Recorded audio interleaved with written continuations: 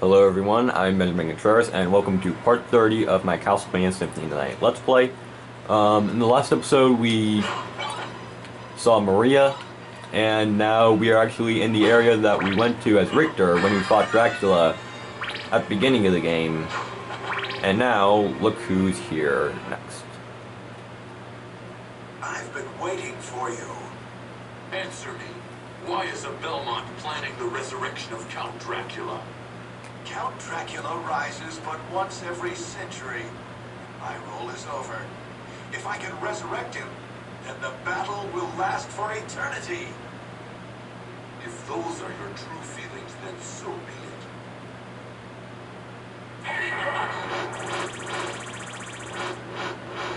it. Okay, now, a few things to explain here. This is going to be the boss fight with Richter Belmont. Now, there are two ways we can go through this.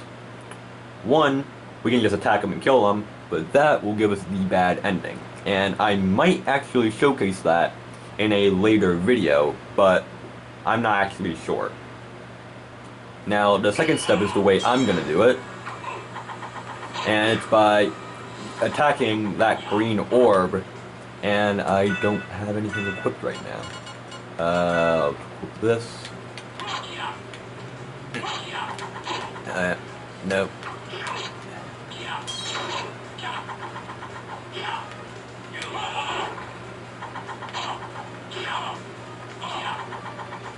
Also, the remix of Richter's theme here, and I am actually dying horribly. Let's see if I can equip my fairy card, and let's see if she can actually do something. Okay, that was pretty good. There we go. Now let's see what that achievement was. Okay, we unlocked the inverted castle. But all is not yet lost. The resurrection of Count Dracula is at hand.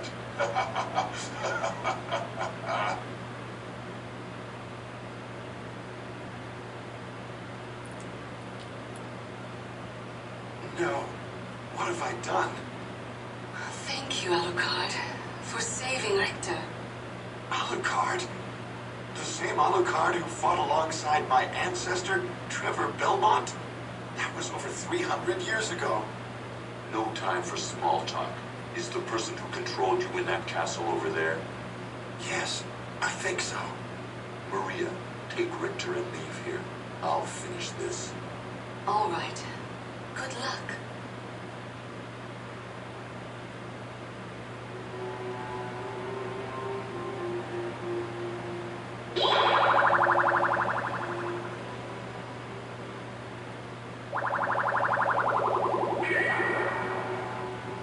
So yeah, now we unlock the inverted castle. I actually didn't expect us to get this far, this early on in the game. I think this is it's taken me 30 parts. This is part 30, so it's taken me 30 parts to get to the inverted castle. Which I'm actually kind of surprised, because I guess that completely deletes the problem that I was thinking about. Because I'm not sure when I actually said this, because we actually unlocked something new. First let's get my demon friend with me. And there we go.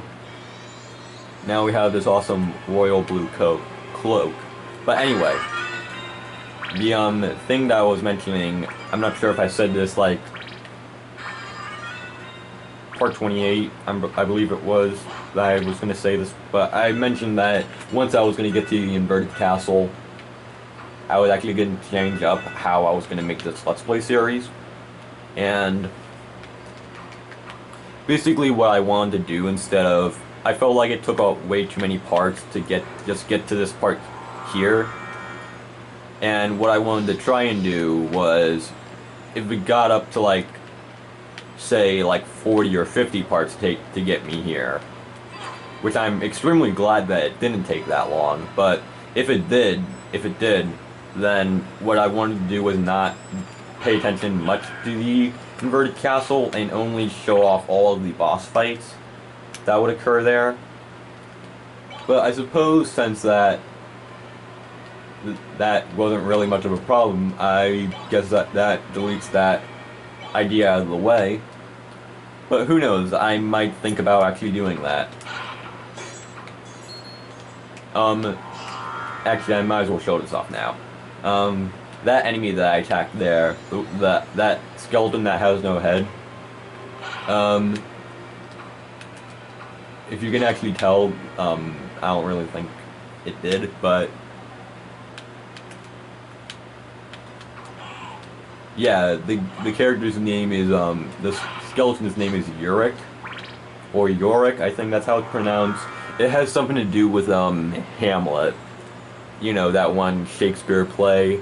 It's that everyone reverts to whenever they think of Shakespeare. That and Romeo and Juliet.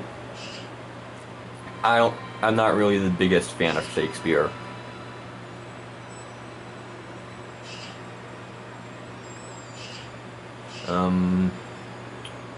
So what's here? And I never actually set up the timer. Might as well set it to, I'll set it to 10 minutes. If this has to be split into like two videos, and the third video is just like a minute long, then you'll more or less know why. It was me forgetting to actually have a timer and like actually set it up. But yeah, we're actually gonna go through all the inverted castle. Now, this is honestly to me, and I'm pretty sure it is to some people, it's like sort of a letdown that this is the second half of the game, because it's just an upside down version of the castle. So one thing for sure is that the platforming is actually going to be a bit more tedious, because you more or less have to use the bat transformation, the wolf transformation, the mist transformation. You basically have to use those pretty much 24/7, because the structure of the castle, I'm guessing, doesn't really work that well when it's put into reverse, because you can just simply platform and jump away to get to the area you need to go to, but here you need to like completely use pretty much nothing but the bat transformation. I almost said cat transformation. As much as I would love to actually see that, that's not a thing. And this guy is being really annoying. Let's just kill him. I'm pretty sure he's better off in the afterlife than just annoying this guy. Now, is this the area? Okay, we can go here.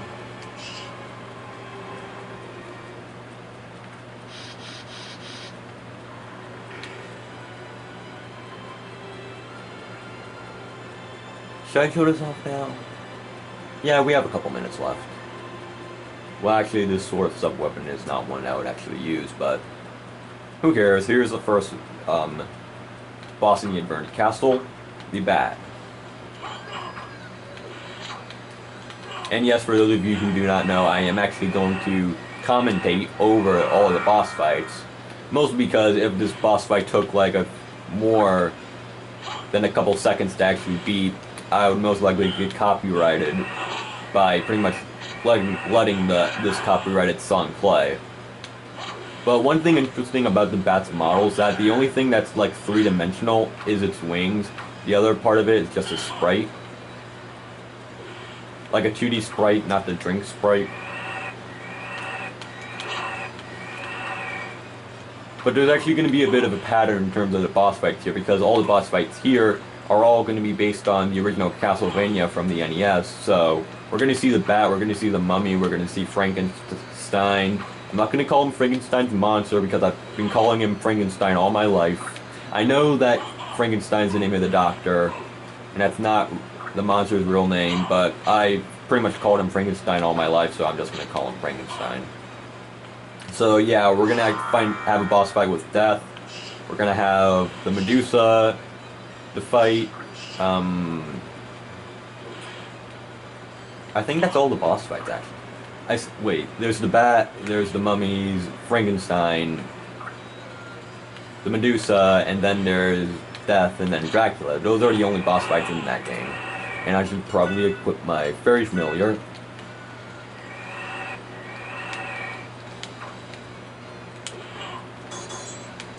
Let me see if I can get him in a good spot. That must hurt if he's getting thrown all the way into that stone wall.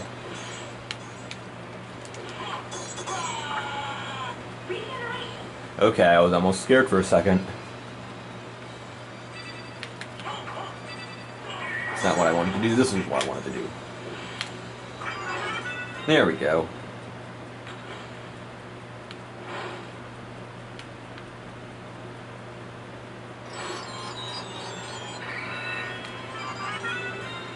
So yeah, now we have the Ring of Vlad, which is actually,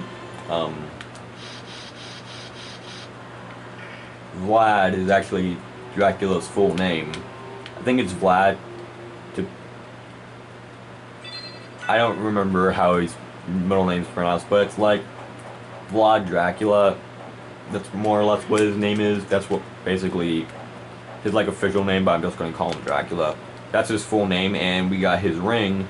And so the game pulled a Castlevania 2 Simon's Quest on us, where now we have to get all the pieces of Dracula so we can get him somewhere and actually fight him and defeat him. And we have a couple minutes left, so I might as well explore a little bit. And I'm not sure how much, because if you remember way back, like when I first got into the library, I found this cloak item that lets you change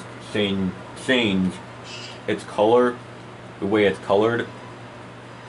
So I think I needed to have a certain amount of money to get that, and I kind of want to go back to the library and see how much I need for that. But I don't think I would really probably record it. And we got a lightning mail, which might be useful, but I'm just going to keep my spike breaker because it's pretty much my recommended armor for this game. Was there anything that I missed there? No, there wasn't. Let's go here.